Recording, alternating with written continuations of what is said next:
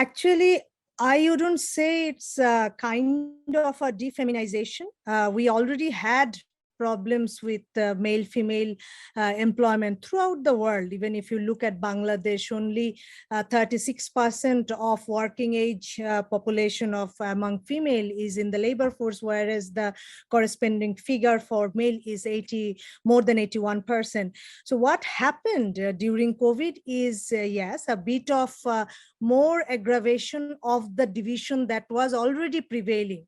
So we have seen that COVID has impacted employment profoundly, male, female, everyone, but more rigorously it affected the female in a sense that lots of industries and the activities those women do, those were affected. And if you also look at the entrepreneurship, also many women entrepreneurs were affected more compared to the male entrepreneurs, because women are mostly, especially in Bangladesh, they are in a kind of business which are like boutiques, beauty parlor, different kinds of food processing. So those were not in operation, especially beauty parlors and boutiques were not, functioning during the COVID period. So that affected the women entrepreneurs. On the other side, when people went for bank credit or government support, those actually were mostly received by the males, and for many reasons those were there even before COVID. So I would say that yes,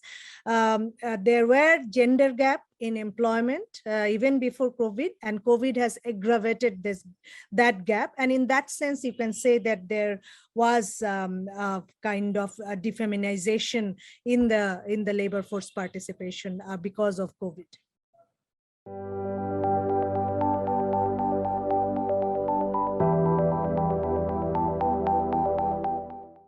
Just in my last answer, when I said that 36% of working age women are in the labor force, among this 36%, 50% is in agriculture sector. And in agriculture, we know that there is shadow unemployment, and also we know that in agriculture, the type of activities women do, the return is very low. So same is true for even in the formal sector. If you look at the formal employment of women, it's mostly in garment sector as workers, or it's not like the highly paid job or top leadership position. Even if you look at the banking sector, where many females are working, when they entered the banking sector, 15%, 15% are female, but this is low. But at the same time, when you go up, if you go to the top position in the banks, you will see that it's very low. It's even lower than 2-3%. So I think one reason is women started coming to the formal sector late, and at the same time also there people, I think, still have less trust that women can be a good leader and be in that position. Even if we have our honorable prime minister, have our speaker, all of them are female, but still I think when it comes to corporate leadership, people in Bangladesh still do not consider women to be corporate leaders. They think that women should be like teachers, in education, in banking sector, doctors, or in those kind of profession. But I think we have come to a level where women have already proven their capacity, their credibility in various sectors. So I think in future things will change. I think that now we have received lots of, we have seen lots of examples where women are leading in a very successful manner. If you look at secretaries in the bureaucracy, if you look at some corporate leaders, I think in future more will follow this path, but it's not really very easy. And for that, I think it's very important that we create an environment, working environment, secured, and also where secured and full of respect. That is very much required for women to move up the ladder to become leaders.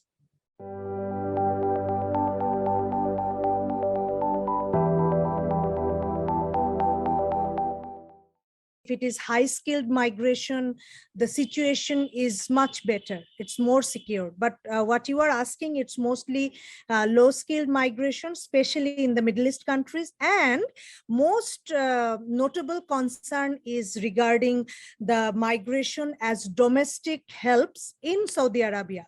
We have a regulation from 2014 or 15. We have a regulation where Saudi Arabia is taking domestic helps from Bangladesh, and under that agreement, many women are going there. But the people who are the women who are going for, especially for as domestic helps, they are not that educated, and they are not also aware of what kind of rights they have in the host country, the country where they're going. So I think it's very important that we inform the women migrants about the risks, about the remedies of those risks.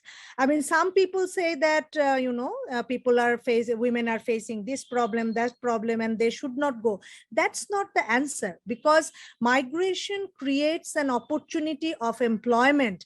As I mentioned, that women have limited opportunity, and in many cases, the women who are migrating, they did not have much opportunity back home.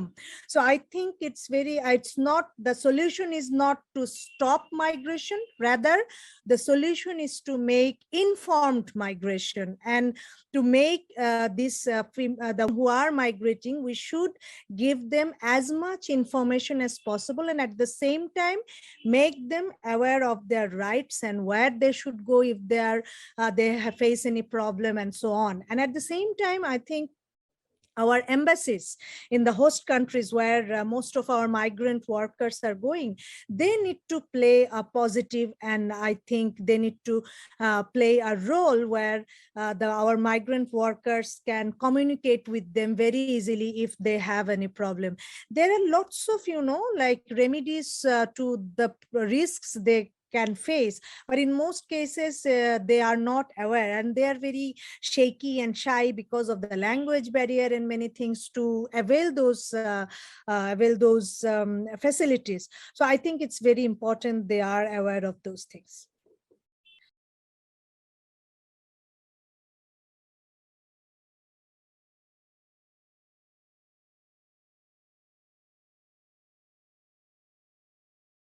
I think it's not about regulation about child marriage.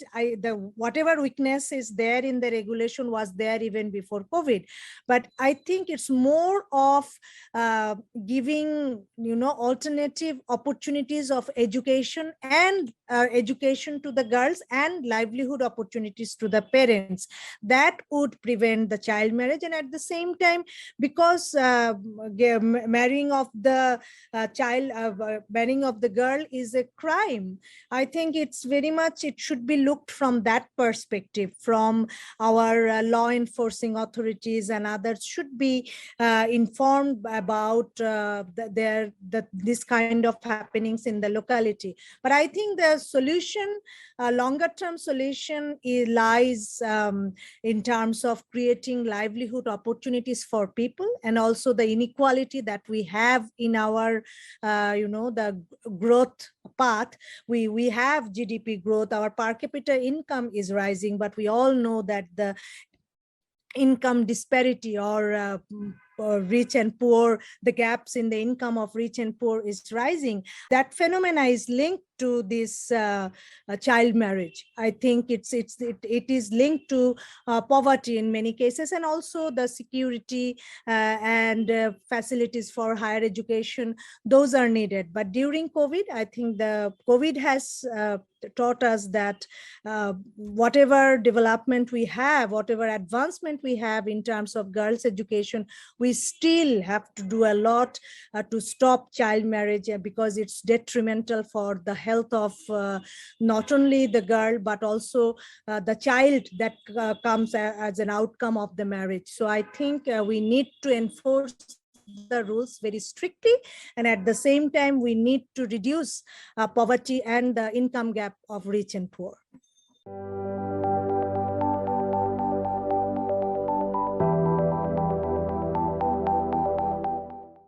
when we think of a gender balanced society, when we talk about empowerment, I think it's when it's a fact of societal responsibilities, reforms, but I think it's very important. Its core is the economic empowerment, because studies have shown that when women are economically empowered, then many problems are automatically solved. And now the question is, as you mentioned, even to become economically empowered, the support from the society is required. Things have changed, things are advancing, but still we observe that when women are going for higher education, so there are lots of problems because they don't have like higher education institutions in the vicinity of where they live. So when they want to become economically independent and come to city, for single women, it's very difficult to live in a city, and we don't have much accommodation for them, for single women. So I think those are the kind of opportunities we need. So when we talk about the attitude of the society, the attitude towards education of female, the attitude towards their working life, the attitude towards their, mobility, all these are important. There are very good laws, actually, the Women Development Policy of 2011, and then we have a strategy paper based on that policy.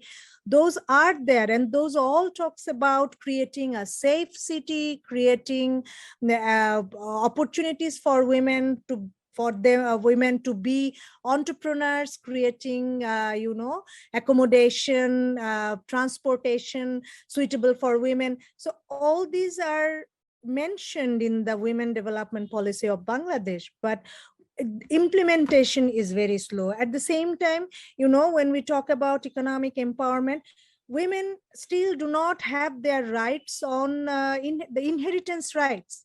So it's not the equal inheritance rights like the male. If we look at even our religious rules, in some religion they are not at all given the rights. In some religion, if at all given the right, it's not equal. It's very important that we think pragmatically. Women are a force that can work for the overall development of the country, and that actually can contribute to poverty. And it's irrespective of religion. I think it's very important that we think of the poor people, we think of the development where everyone gets an equal opportunity.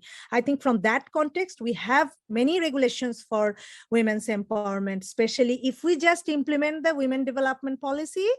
I think many of today's problems will be solved. Yes, COVID has created some new challenges. We also have to address those. For example, the stimulus package that was announced for small and medium entrepreneurs, because most of the women entrepreneurs belong to micro, small, and not even medium.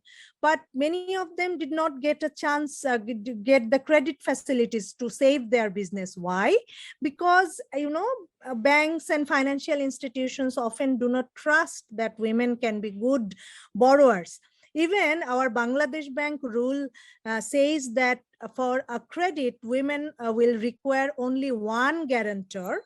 But if you go for a credit to go for borrowing money from a bank, they will ask for 2 or 3 guarantors, and they want guarantor from family, they want guarantor from outside.